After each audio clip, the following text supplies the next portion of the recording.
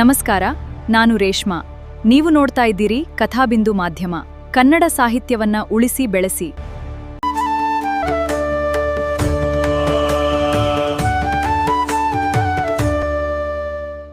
ಇಂದಿನ ವಿಶೇಷ ಕಾರ್ಯಕ್ರಮದಲ್ಲಿ ದೇಶ ಸುತ್ತಿ ನೋಡು, ಕೋಶ ಓದಿ ನೋಡು ಎಂಬ ನಾಣ್ಣುಡಿಯಂತೆ ಪಯಣದ ಅನುಭವಗಳೇ ಜ್ಞಾನದ ಅಗಾಧ ಬಾಗಿಲುಗಳನ್ನು ತೆರೆಯುತ್ತವೆ. ಇಂದು ನಿಮಗೊಂದು ಸುಂದರ ಪ್ರವಾಸ ಕಥನದ ಪರಿಚಯ. ಅದೇ ಶ್ರೀಮತಿ ರೇಖಾ ಸುದೇಶ್ ರಾವ್ ಅವರ ಸಪ್ತಯಾನ. ಲೇಖಕಿಯ ಸರಳ ಹಾಗೂ ನವಿರಾದ ಶೈಲಿಯಲ್ಲಿ ಮೂಡಿಬಂದ ಅಪೂರ್ವ ಅನುಭವಗಳ ರಸದೌತಣ. ಮಂಗಳೂರಿನಿಂದ ಆರಂಭವಾಗುವ ಈ ಪಯಣ ಭೂತಾನ್, ನೇಪಾಳ್, ದುಬೈ ದೇಶಗಳಷ್ಟೇ ಅಲ್ಲದೆ ಪ್ರಸಿದ್ಧ ಧಾರ್ಮಿಕ ಮತ್ತು ಸಾಂಸ್ಕೃತಿಕ ತಾಣಗಳಾದ ಕೊಟ್ಟಿಯೂರು, ಅಂತರ್ಗಂಗೆ, ಮಲ್ಪೆ ಮತ್ತು ಶಾಲಾ ಮಕ್ಕಳ ಶೈಕ್ಷಣಿಕ ಪ್ರವಾಸಗಳವರೆಗೆ ವಿಸ್ತರಿಸುತ್ತದೆ. ಸುಂದರವಾದ ಛಾಯಾಚಿತ್ರಗಳು ಮತ್ತು ಅಚ್ಚುಕಟ್ಟಾದ ವಿವರಣೆಗಳೊಂದಿಗೆ ಪ್ರತಿಯೊಬ್ಬ ಪ್ರವಾಸಪ್ರಿಯನಿಗೂ ಹಾಗೂ ಓದುಗನಿಗೂ ಅತ್ಯುತ್ತಮ ಮಾರ್ಗದರ್ಶಿಯಾಗಿ ಮೂಡಿಬಂದಿದೆ ಸಪ್ತಯಾನ. ನೀವು ಈ ಪುಸ್ತಕವನ್ನು ಓದಿ ಲೇಖಕಿಯ ಜೊತೆ ವರ್ಚುವಲ್ ಪಯಣದ ಅದ್ಭುತ ಅನುಭವವನ್ನು ಪಡೆದುಕೊಳ್ಳಿ. ಕನ್ನಡ ಭವನ ಇದರ ಸಂಸ್ಥಾಪಕ ಅಧ್ಯಕ್ಷರು ಆಗಿರುವರು. ಹಾಗೆಯೇ ಅನೇಕ ಸಾಹಿತಿಗಳಿಗೆ, ಉದಯೋನ್ಮುಖ ಸಾಹಿತಿಗಳಿಗೆ, ಬರಹಗಾರರಿಗೆ ಇವರು ಪುಸ್ತಕವನ್ನು ಪ್ರಕಟಿಸುವಲ್ಲಿ ಪ್ರೋತ್ಸಾಹ ನೀಡಿದ್ದಾರೆ. ಅದೇ ರೀತಿಯಾಗಿ ಕಥಾಬಿಂದು ಸಾಹಿತ್ಯ ವೇದಿಕೆಯ ಪ್ರದೀಪ್ ಕುಮಾರ್ ಸರ್ ಅವರು ಸಹ ನನ್ನ ಮೊದಲ ಪುಸ್ತಕಕ್ಕೆ ಅವರು ಸಹ ನನಗೆ ಪ್ರೋತ್ಸಾಹ, ಸ್ಫೂರ್ತಿ, ಪ್ರೇರಣೆಯಾಗಿದ್ದಾರೆ. ಯಾವಾಗಲೂ ಹೇಳ್ತಾ ಇದ್ರು, ಇವರಿಬ್ಬರು ಸಹ ಒಂದು ಪುಸ್ತಕ ಮಾಡಿ ಮಾರ್ಯಾರ, ಅಷ್ಟು ಬರೀತೀರಲ್ಲ ನೀವು ಅಂತ ಹೇಳಿ. ಹಾಗಾಗಿ ಪ್ರಥಮವಾಗಿ ನಾನು ನವಚೇತನ ಎಂಬ ಒಂದು ಕವನ ಸಂಕಲನ, ಅದೇ ಸಂದರ್ಭದಲ್ಲಿ ಹೊರಬೆಳಕು ಎಂಬ ಒಂದು ಕವನ ಸಂಕಲನವನ್ನು ಅದನ್ನು ಸಹ ವಾಮನ್ ರಾವ್ ಬೇಕಲ್ ಹಾಗೂ ಪ್ರದೀಪ್ ಸರ್ ಇವರಿಬ್ಬರ ಒಂದು ನೇತೃತ್ವದಲ್ಲಿ ಲೋಕಾರ್ಪಣೆಗೊಂಡಿದೆ. ಆ ಪುಸ್ತಕಗಳು ಬಳಿಕ ನಾನು ಅನೇಕ ಪುಸ್ತಕಗಳ ಕವನ ಸಂಕಲನ ಹಾಗೆ ಪ್ರವಾಸ ಕಥನ ಇದನ್ನು ಸಹ ಬಿಡುಗಡೆ, ಶರತ್ಯಾಚೆ ಪ್ರಪ್ರಥಮ ಹೆಜ್ಜೆ ಹೋದದ್ದು, ಆ ಒಂದು ಪ್ರವಾಸ ಕಥನವನ್ನು ಬಿಡುಗಡೆ ಇವರಿಬ್ಬರ ಪ್ರೋತ್ಸಾಹ, ಸ್ಫೂರ್ತಿ, ಇಲ್ಲದಿದ್ದರೆ ಆಗ್ತಿರ್ಲಿಲ್ಲ.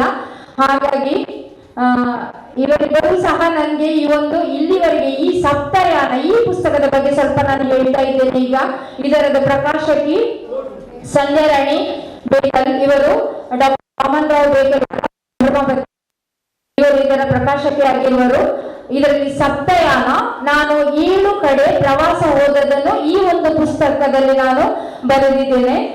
ಭೂತಾನ್ ಆಗಿರಬಹುದು, ಹಾಗೆ ಡಾರ್ಜಿಲಿಂಗ್, ಭುವನೇಶ್ವರ, ಪುರಿ, ಜಗನ್ನಾಥ, ಕೊಟ್ಟಿಯೂರು, ಹೀಗೆ ಅನೇಕ ಸ್ಥಳಗಳಿಗೆ ನಾವು 7 ಕಡೆ ಪ್ರವಾಸ ಹೋದ ಒಂದು ಅಲ್ಲಿನ ಘಟನಾವಳಿಗಳು, ಏನೆಲ್ಲ ಘಟನೆಗಳು, ಮತ್ತು ನಮ್ಗೊಂದು ಇರ್ಲಿ, ನಾವು ಒಂದು ಪ್ರವಾಸ ಹೋದದ್ದು ಇರ್ಬೇಕು, ಅದು ನಮ್ಗೆ ನೆನಪಿನಲ್ಲಿ ಇರ್ಲಿಕ್ಕಾಗಿ ಒಂದು ಎಲ್ಲವನ್ನು ಸಹ ಈ ಪುಸ್ತಕದಲ್ಲಿ ನಾನು ಪುಸ್ತಕದಲ್ಲಿ ಪ್ರಕಟವಾಗಿದೆ. 7 ಕಡೆ ಸಪ್ತಯಾನ ಅಂದ್ರೆ 7 ದಿಕ್ಕುಗಳಿಗೆ ಹೋಗಿರುವಂತಹ ಒಂದು ಕಥಾ ಸಂಕಲನ ಅಂತ ಹೇಳ್ಬೋದು, ಪ್ರವಾಸ ಕಥನ. ಇದಕ್ಕೆ ಶುಭ ನುಡಿಯನ್ನು ನಮ್ಮ ಶಾಲಾ ಮುಖ್ಯೋಪಾಧ್ಯಾಯಿನಿ, ನಾನು ವೃತ್ತಿಯಲ್ಲಿ ಶಿಕ್ಷಕಿಯಾಗಿದ್ದೇನೆ. ಹಾಗಾಗಿ ನಮ್ಮ ಶಾಲಾ ಶಿಕ್ಷಕರಾಗಿರುವ ಮುಖ್ಯೋಪಾಧ್ಯಾಯಿಯಾಗಿರುವ ಡೋರಿನ್ ತಾವ್ರೋ ಮೇಡಮ್ ಅವರು ಇದಕ್ಕೆ ಶುಭ ನುಡಿಯನ್ನು ಬರೆದಿದ್ದಾರೆ. ಹಾಗೆ ಇದಕ್ಕೆ ನಲ್ನುಡಿಯನ್ನು, ಬೆನ್ನುಡಿ, ಹಾಗೆ ಹಿನ್ನುಡಿ, ಶುಭ ನುಡಿ ಹಾಗೂ ಮುನ್ನುಡಿಯನ್ನು ಸಹ ನಮ್ಮ ಡಾಕ್ಟರ್ ವಾಮನ್ ರಾವ್ ಬೇಕಲ್ ಇವರು ಬರೆದಿದ್ದಾರೆ. ಈ ಪುಸ್ತಕದಲ್ಲಿ ಬರೆದಿದ್ದಾರೆ.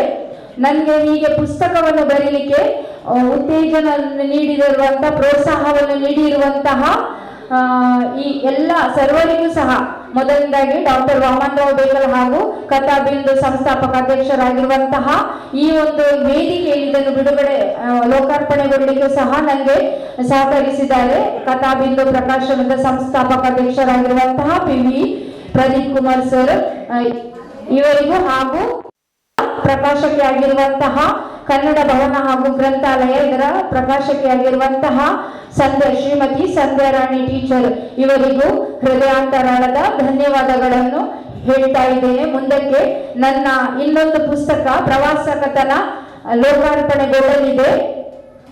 ಮರುಳ ಗಾಡು ಸ್ವರ್ಗದ ಗೂಡು. ಅಂದ್ರೆ ಇದೊಂದು ದುಬೈ ಪ್ರವಾಸವನ್ನು ಹಮ್ಮಿಕೊಂಡಿದೆ. ನಾವು ಕಥಾಬಿಂದು ಪ್ರಕಾಶನದ ವತಿಯಿಂದ ದುಬೈ ಪ್ರವಾಸವನ್ನು ಹೋಗಿದ್ದೆವು. ಹಾಗೆ ಅಲ್ಲಿನ ಆ ಘಟನಾವಳಿಗಳು, ಅಲ್ಲಿ ಹೋದದ್ದು ಪ್ರವಾಸ ಎಲ್ಲೆಲ್ಲಿ ಹೋಗಿದ್ದೇವೆ, ಏನೆಲ್ಲ ಸಂಭವಿಸಿದೆ, ಏನೆಲ್ಲ ನಡೆಯಿತು, ನಾವು ಆಸ್ವಾದಿಸ ಆ ಸಂತೋಷಭರಿತ ಕ್ಷಣಗಳು, ರಸ ನಿಮಿಷಗಳು, ಇದರದೆಲ್ಲವನ್ನು ನಾನು ಆ ಪುಸ್ತಕದೊಳಗೆ ಬರೆದಿದ್ದೇನೆ. ಹಾಗೆ ಅದು ಮುಂದಕ್ಕೆ ಇನ್ನೊಂದು ಕಾರ್ಯಕ್ರಮದಲ್ಲಿ ಲೋಕಾರ್ಪಣೆಗೊಳ್ಳಲಿಕ್ಕಿದೆ. ಅದು ನಾವೀಗ ಸಿಂಗಾಪುರ್ ಟೂರ್ ಅನ್ನು ಹೋಗ್ತಾ ಇದ್ದೇವೆ, ಪ್ರವಾಸವನ್ನು ಕೈಗೊಂಡಿದ್ದೇವೆ. ಸಿಂಗಾಪುರ್ ಹೋಗಬೇಕು ಅಂತ ಹೇಳಿದ್ದೇವೆ.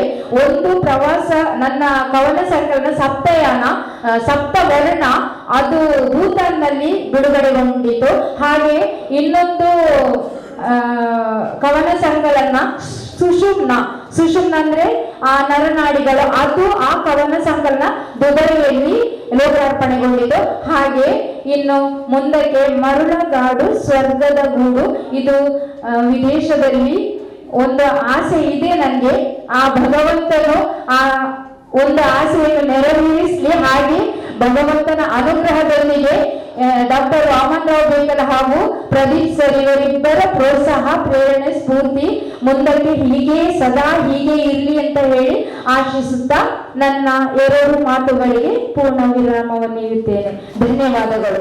ನೋಡಿ, ಸಬ್ಸ್ಕ್ರೈಬ್ ಆಗಿ, ಶೇರ್ ಮಾಡಿ. ನಿಮ್ಮ ಸಾಹಿತ್ಯ ಪಯಣದ ಅಮೂಲ್ಯ ಅನುಭವಗಳನ್ನು ನಮ್ಮೊಂದಿಗೆ ಹಂಚಿಕೊಂಡಿದ್ದಕ್ಕಾಗಿ ಹೃತ್ಪೂರ್ವಕ ಧನ್ಯವಾದಗಳು. ನಿಮ್ಮ ಸಾಹಿತ್ಯ ಸೇವೆ ಇನ್ನಷ್ಟು ಬೆಳೆಯಲಿ ಎಂಬುದು ನಮ್ಮ ಹಾರೈಕೆ. ಮತ್ತೆ ಭೇಟಿಯಾಗೋಣ. ನಮಸ್ಕಾರ.